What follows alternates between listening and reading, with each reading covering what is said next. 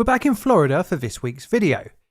Scarily, it seems the state has had more than its fair share of disasters. It is the 20th of April 1987, and a new 4-lane bridge across the Tampa Bay is being opened to the public. It is a welcome relief for commuters. It represents a doubling of capacity for traffic, but this is only reinstating a previously achieved throughput. For the last 7 years, motorists have been squeezing along the 2-lane bridge. Originally built in 1954, it has become a bit of a bottleneck. But a new bridge wasn't the original plan. Up until 1980, the crossing actually had 4 lanes, but a series of events would result in a partial collapse of a vital bridge in the region. The bridge is called the Sunshine Skyway, but a day in May 1980 would prove to be not very sunny. My name is John, and today we're looking at the Sunshine Skyway collision and collapse. Mayday, Coast Guard, mayday. The Skyway Bridge is down. Get all emergency equipment out to the Skyway Bridge. The Skyway Bridge is down. Background. Our story starts not with a bridge, but a ferry in 1927. The Beeline Ferry Company started operations transporting vehicles and passengers across the Tampa Bay. It ran between Bay Vista Park in St. Petersburg and Piney Point. A number of bridges were proposed for the area, but a few worldwide events got in the way, most notably the Great Depression and World War II. Eventually in 1944, in preparation for building of a bridge at some point, the St. Peter's Port Authority bought the remaining of the 50-year franchise for the ferry service. It was to be operated until a new bridge was completed, but construction wouldn't begin for another 6 years.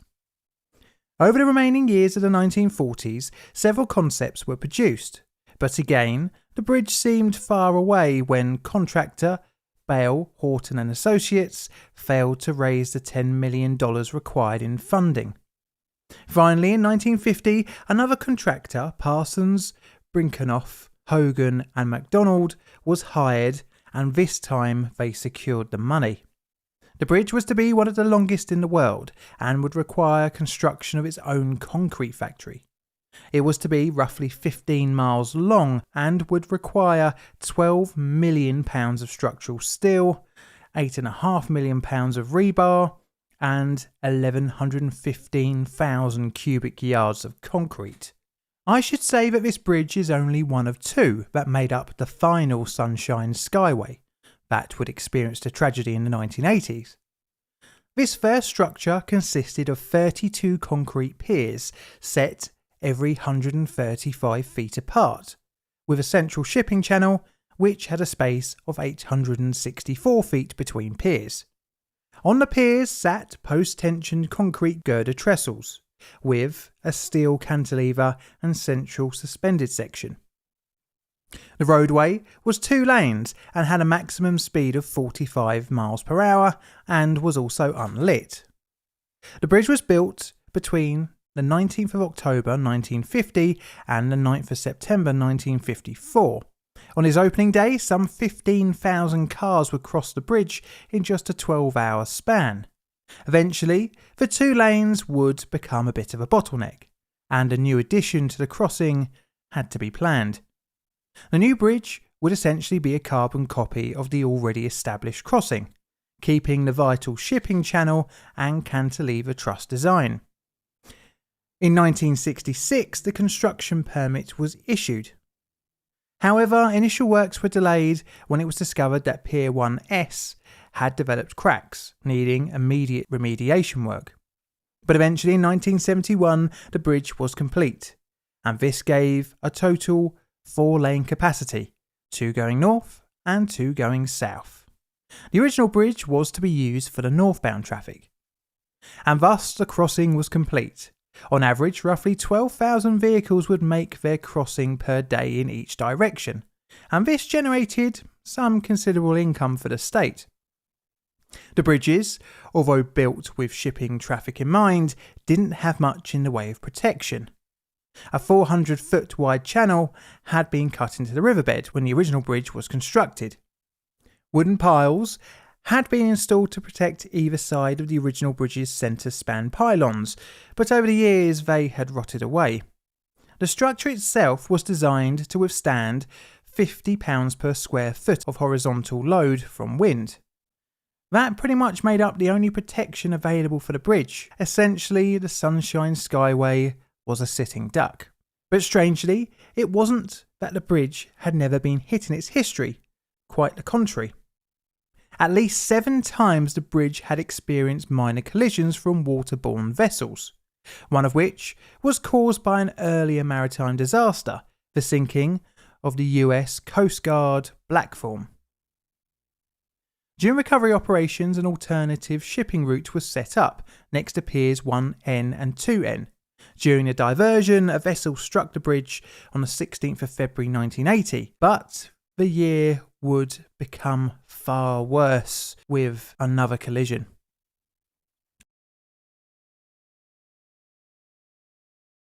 The disaster. The MV Summit Venture was a bulk carrier, and in 1980 was still a pretty new ship, being built in 1976 by the Yoshima Shipbuilding Company of Nagasaki, Japan. The 609 feet long, 85 feet wide, and nearly 20,000-ton ship was owned and operated by Hercules Carriers Incorporated of Monrovia, Liberia, and in all intensive purposes was a pretty good modern vessel, built to transport goods, and on a day in May 1980 it was doing just that. As you may know, local pilots are often mandated in tricky areas to assist with navigating difficult waterways, and Tampa Bay was no different. Although when on board, the pilot is controlling the vessel, it is still up to the captain to make final decisions on what a ship does. It is the 9th of May 1980, and pilot John E. Lero, assigned to the MV Summit Venture, arrived at Tampa Bay Pilot Station at 4:20 a.m. At this time, he had determined the visibility in the area to be at least 2 miles in the current light mist. Lero contacted the Summit Venture to ascertain information on the ship's size and characteristics to begin to plan his shift. Before departing for the ship, he found out about the expected traffic for the morning around the bay and weather reports for the day. At 5 a.m, Lero contacted the Summit Venture again and informed the ship's master of the location and time he would meet the vessel. It would take roughly 45 minutes for the pilot's boat to reach the MV Summit Venture. Today, Lero has some company, a trainee. The two departed at 5:40 a.m, roughly about the same time the Summit Venture was raising its anchor in preparation to head out towards the entrance of the Tampa Bay. The two reached the ship at 6:20 a.m. Upon boarding, they were escorted to the bridge of the Summit Venture. There they were introduced to the crew on shift and shown the navigational equipment on board. Visibility at this time was roughly 3 to 4 miles, but the mist had started to turn into a light rain. At 6:30 a.m, the pilot assumed control and ordered half ahead from the engine. Shortly after, the pilot trainee was given a go and assumed the controls and manoeuvred the Summit Venture into the Egmont Channel. At 6:50 a.m, the pilot trainee ordered full ahead to overtake a tug before meeting an outbound ship, the MV Good Sailor. By the time the Venture reached Buoy 8, visibility was still around 3 to 4 miles. The Egmont Key Lighthouse was passed at 7:06 a.m, and visibility was still good. However, quickly a rain shower started to set in. The pilot requested a lookout to be posted, as well as an anchor watch at the bow, in anticipation of reduced visibility. Next, the ship passed 13 and 14 buoys. 13 was seen and verified by the pilot. 14 was also visually verified, and buoys 15, 16, 1A and 2A, as well as the Sunshine Skyway Bridge, could be seen on the radar at 6 nautical miles. The rain was increasing, but nothing to worry about yet. The pilot would later say, just rain, but not heavy rain. Over the next few minutes, the rain would become more intense. This, coupled with the soon approach to the bridge, meant the pilot took over control from the trainee. The Summit Venture passed between buoys 15 and 16, and buoys 1A and 2A were not visible, but they still remained on the radar. A sudden heavy downwash hit the vessel. This had two effects on the ship.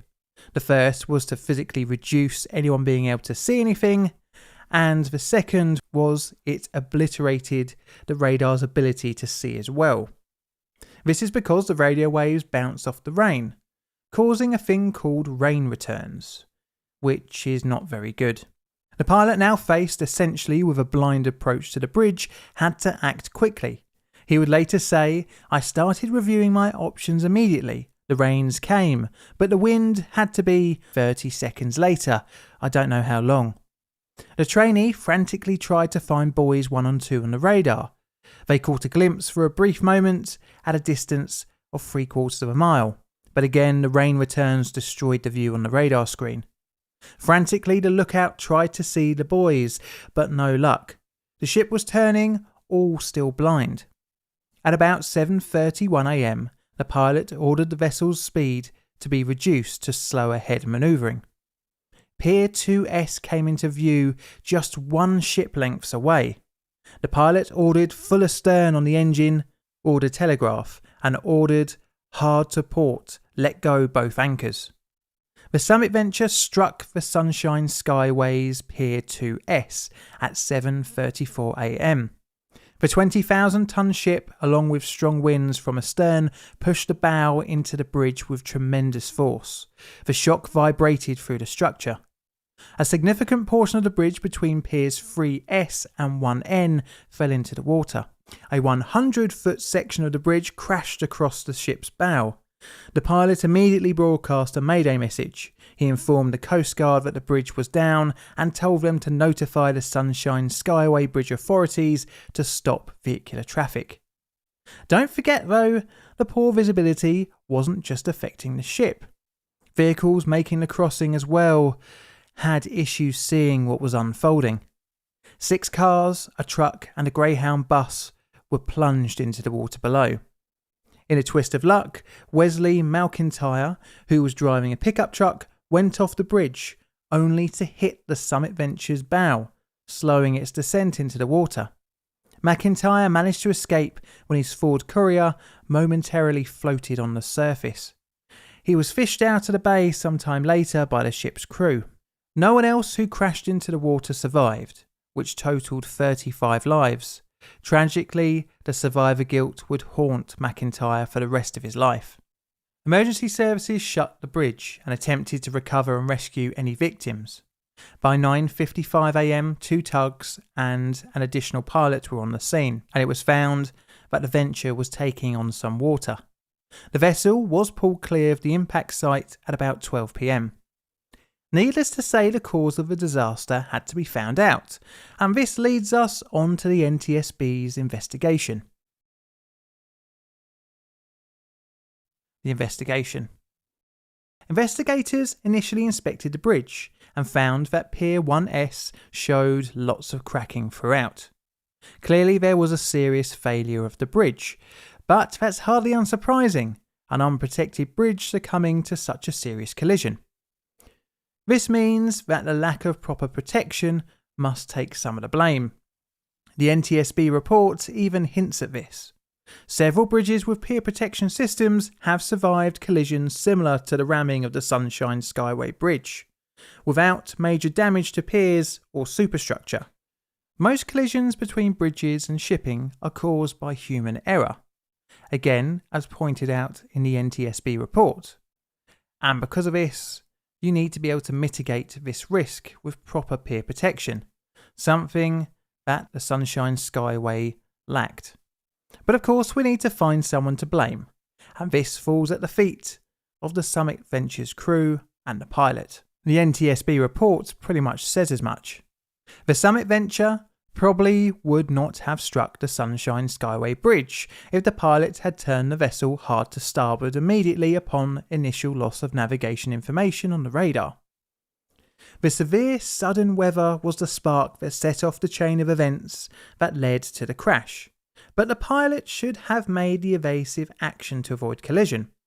However, the ultimate blame has to be laid at the feet of the ship's master, and by extension the captain, as they have the ultimate command over the ship, even if the pilot is at the controls. It was found that the company that owned the ship often relied heavily on pilots and failed to take over when required on several occasions. The report put initial blame at the Summit Venture. That's kind of obvious, but the lack of pier protection and roadway warning systems meant that the collision became fatal. Although John E. Lero was cleared of any wrongdoing in a grand jury and Coast Guard inquiry, he was quickly forced to retire on medical grounds. In order to eventually resume traffic, the surviving bridge was converted back to a two-way flow.